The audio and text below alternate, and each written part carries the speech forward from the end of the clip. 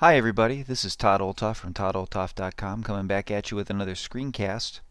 And this week we're going to talk about the software update service that's built into Mountain Lion Server. Now, those of you who've had a Mac for a while, you know that software update is the process through which Apple will push updates to your computer.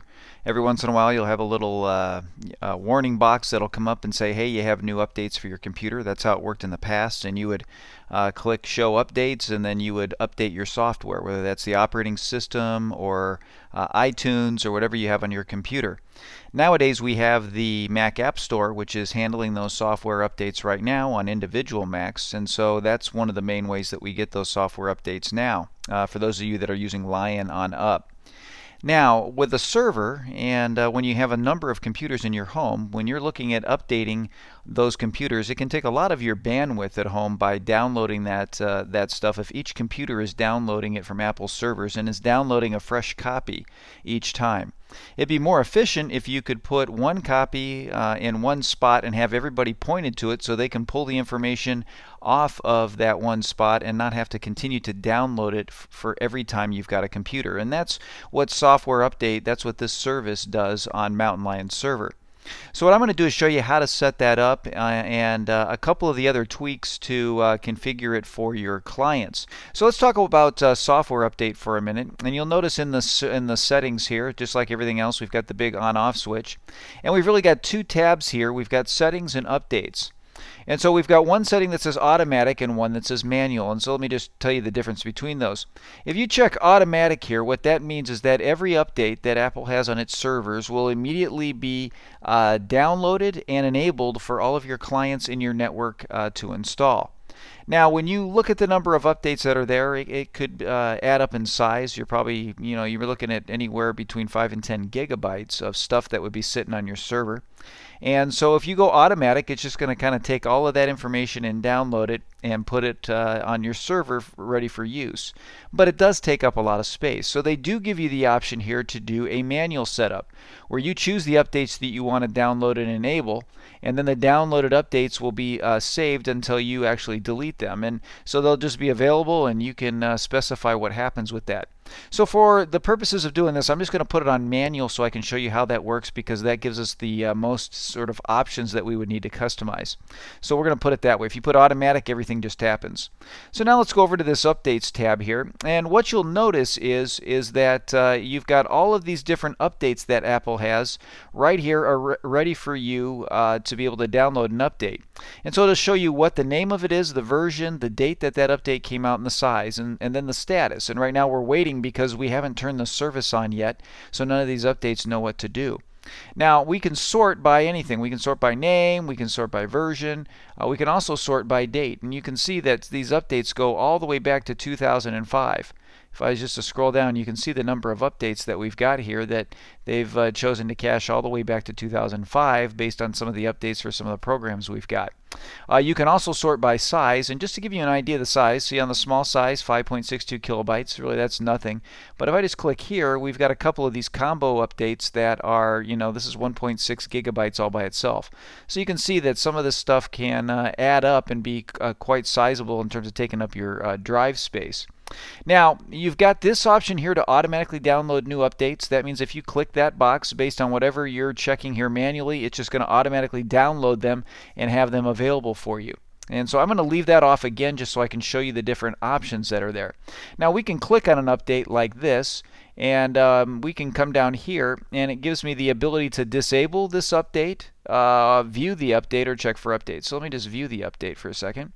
And what that does, it takes us into the a little more detailed screen that tells us more about this update and the details of what were the changes and the different things that Apple put together when this update came out. And so it shows you the summary just like you would see maybe on the Mac App Store when you're checking out the different updates. And I've got again this little configuration here that I can disable it or I can enable it. And once I start the service, I'll have the ability to say download, which basically would just mean that I'm going to download that particular update but not enable it so that my users can't see it yet. I can download and enable it, so that means when I download it, then it's enabled and it's ready for them to update. They will see it once I point their devices to my server. I can just do enable. I can disable it so it's not available anymore, and then I'll be able to remove it. And it's obviously got all the different keyboard shortcuts too if you want to use those. So it gives us a little bit of flexibility on the things that we can do with it, but that's what that looks like. So that gives us kind of an idea of all of this different information here. Now once I throw the switch, then the service will start, but what I want to show you is where it automatically stores these updates so you can determine where you want to put them. If you know you have a lot of updates, you might not want to put it on your main server drive because you might be running low on space if you don't have a lot of space on your main drive. So let me just pull up the Finder here, and let me show you where Server stores these updates. So if you go into your server on your main hard drive, wherever that is, it stores them in the Library, Server folder, and then Software Update, as you can see over here. And if I just scroll over, in here it gives you all this, the cache and the data and things like that. And so if you stored it in here, your actual updates and things would be in this folder. And you can see I don't have anything there right now because I haven't started the service. Now, if you don't want it on your server, there was a little trick that you were able to do before in Lion server, because we had server admin, where you could change the location of where your software updates were stored. And so what I had done, let me just pop this down, I had stored those software updates on my external drive here, the Drobo, created a folder, software updates, then HTML, and then you can see here there's content, and then downloads, and then here's all the different downloads for the software updates. Now, if you had already done that on Lion, if you watched my previous screencast when you're on Lion and you had changed the location of your software updates, Mountain Lion will retain those. It won't change it. It'll just say, okay, I know where those are at, and so it'll just keep updating back to that place where you had moved it before, unless you want to move it again. So for those of you that have already done this, you don't have to change the location again. The location should work for you just fine, but I wanted to show you that that was there. So now if you want to know where the location of your folders are, you're not quite sure, you can pull up Terminal, and let me show you that. And on Terminal, what you would do is you would type in sudo server admin settings sw update : and then updates doc root. And you'll have to put in your password, and what that'll do is show you where your software updates are located. And so you can see for me, volumes, Drobo, software updates folder. That's where mine are getting sent to, and I just showed you that in the Finder. So if you want to check where those things are at, if you put in that command there, you will be able to kind of see where are they going to store these things. And for most of you, if you haven't done anything with this, it's going to be in the default location that I showed you in the Library Server folder, software update. So that's where those things would be. Now, for some of you, you might want to, be able to change that location.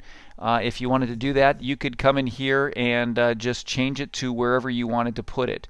You would just do the same change deal here, and you would put in the volumes and the location that you wanted this to go. You just put an equal sign on the end of it, and then you would put where you want it to go, put the file path, and then click enter, and it would relocate your software updates to whatever drive you want to put them in. All right, so that would do that for you. So you would just type here again, sudo server admin. You get into the settings, and then you would put software update doc root, just like this, and then you would put equals, and without the quotes, you just put in where you want it to be and put in that path, and then it would change it for you. And then you can check it again just by putting this in again to make sure it is in the right spot. Okay, so you can move it, but now you have to use the terminal to make it happen because the server admin application went away.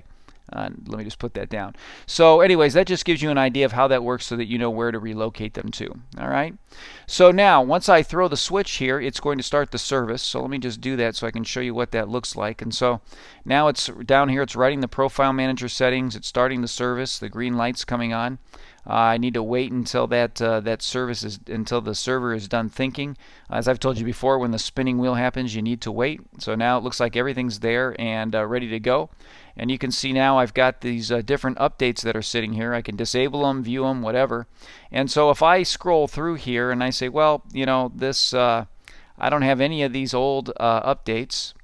Let me just get rid of that.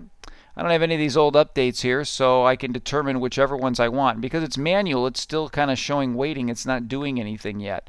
But if I wanted to, come in here and update one of these, I can come in here and let's say this is one of the ones I want. And if I come in here, I can enable that service. And once I enable it, it's going to start downloading it. All right. So rather than have to take you through all of that to watch them download and everything like that, I just want to show you how this works, and that way you can get it set up. Now, one other thing is if you want to have your clients have the ability to connect to your software update instead of going through their normal process, you'd want to pull up another terminal window. So let me do that.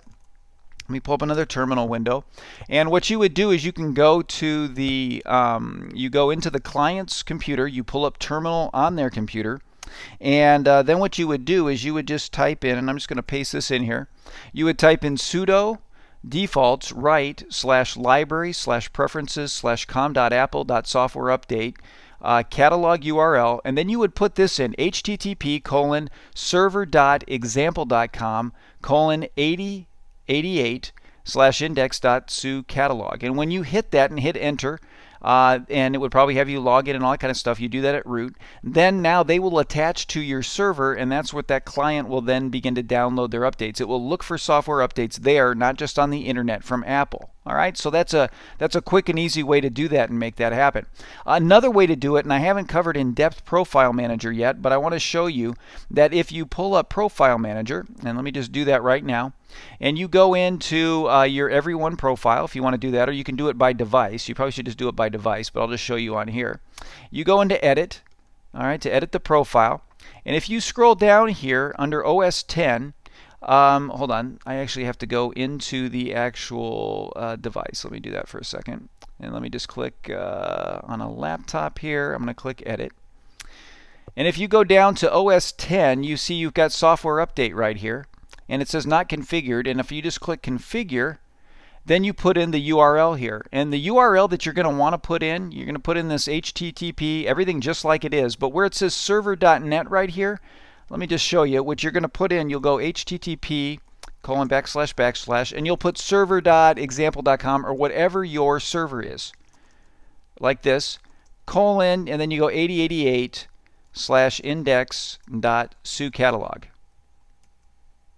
Okay, and that's what you would put in, and once you clicked OK, then it will push that update out to all of your devices, and that way those devices will look for that particular software update on your server. So that's just another way that you can do it through Profile Manager. I haven't covered this yet, but I wanted to show you that it works.